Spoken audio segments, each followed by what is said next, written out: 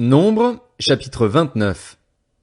Le premier jour du 7e mois, vous aurez une sainte assemblée. Vous n'effectuerez aucun travail pénible.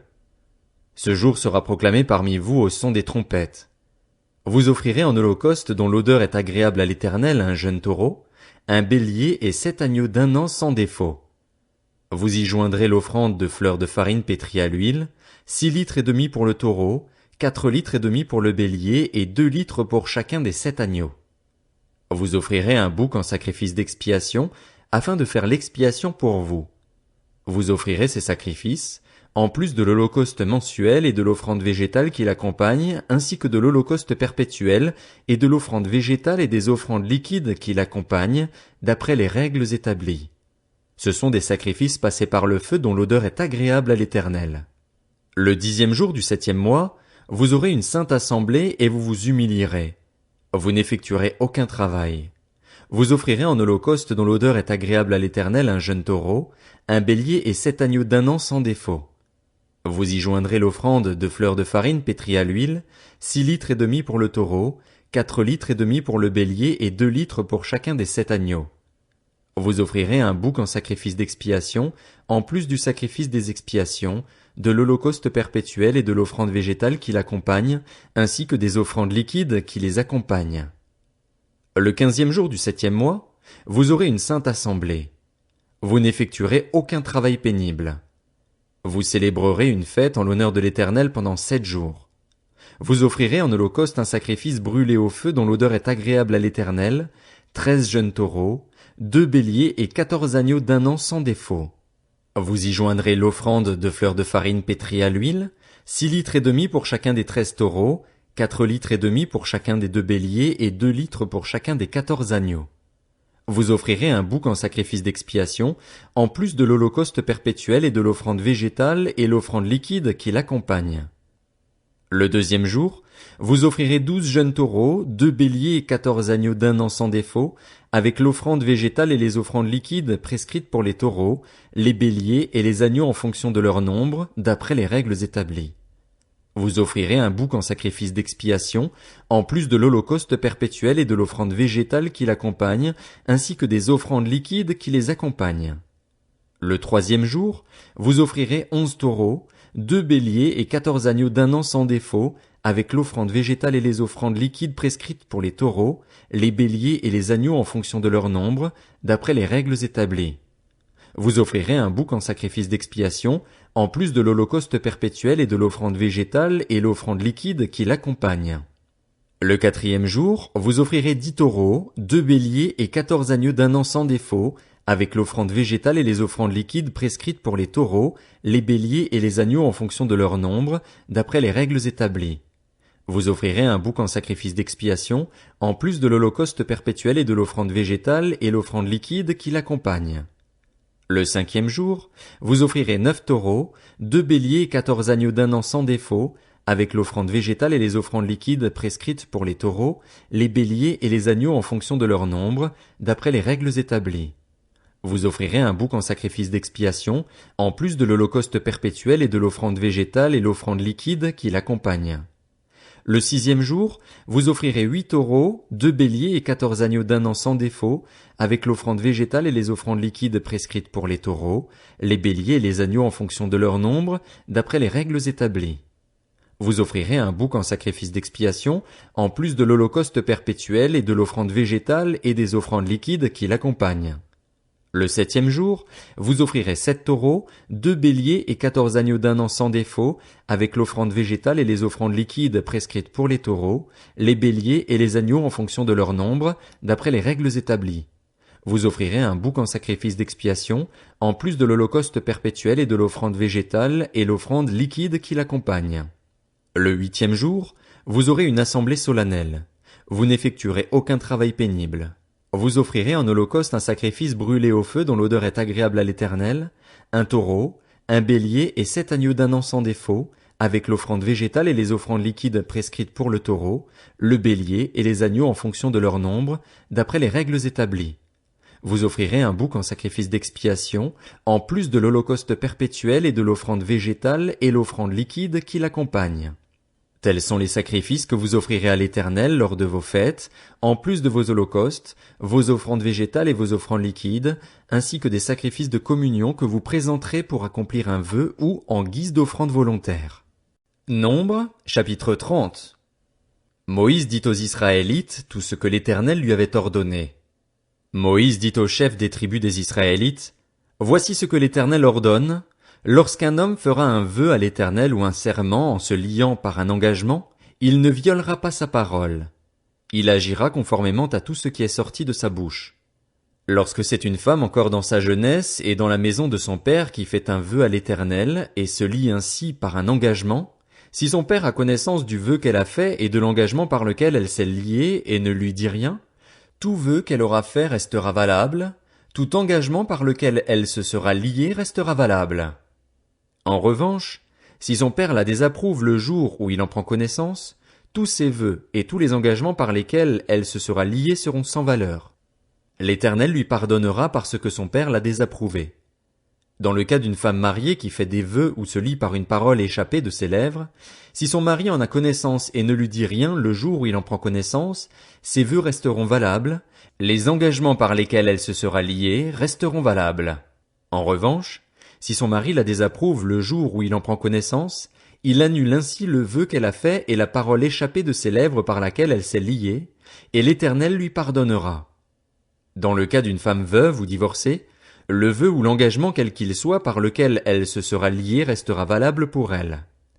Si c'est dans la maison de son mari qu'une femme fait des vœux ou se lie par un serment, et si son mari en a connaissance mais ne lui dit rien et ne la désapprouve pas, tous ses vœux restent valables, tous les engagements par lesquels elle s'est liée restent valables.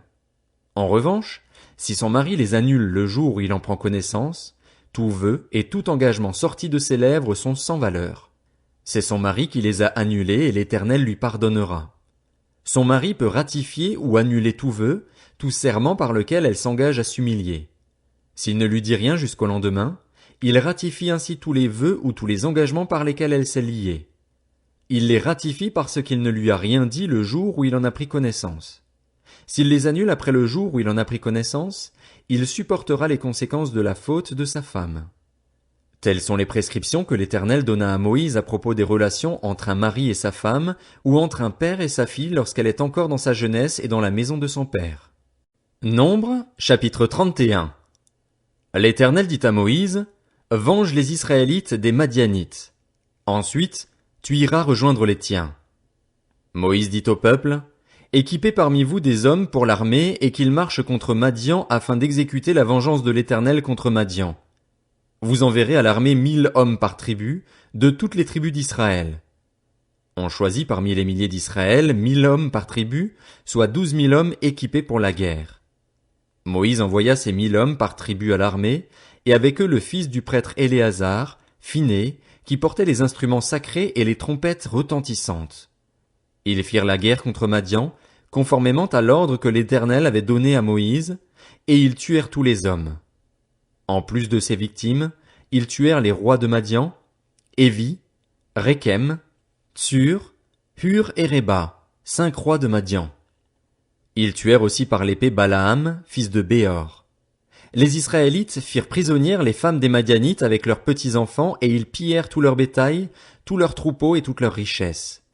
Ils incendièrent toutes les villes qu'ils habitaient et tous leurs campements. Ils prirent tout le butin et toutes les prises de guerre, tant personnes que bêtes, et ils amenèrent les prisonniers, les prises de guerre et le butin à Moïse, au prêtre Éléazar et à l'assemblée des Israélites. Ceux-ci campaient dans les plaines de Moab près du Jourdain, vis-à-vis de Jéricho. Moïse, le prêtre Éléazar et tous les princes de l'assemblée sortirent du camp à leur rencontre. Moïse s'irrita contre les commandants de l'armée, les chefs de milliers et les chefs de centaines qui revenaient de l'expédition. Il leur dit, « Comment? Vous avez laissé la vie à toutes les femmes? Ce sont justement elles qui, sur le conseil de Balaam, ont entraîné les Israélites à commettre l'infidélité envers l'Éternel, dans l'affaire de Péor. » Alors un fléau a éclaté dans l'assemblée de l'Éternel. Maintenant, tuez tout garçon parmi les petits-enfants et tuez toute femme qui a connu un homme en couchant avec lui. Mais laissez en vie pour vous toutes les filles qui n'ont pas connu le lit d'un homme.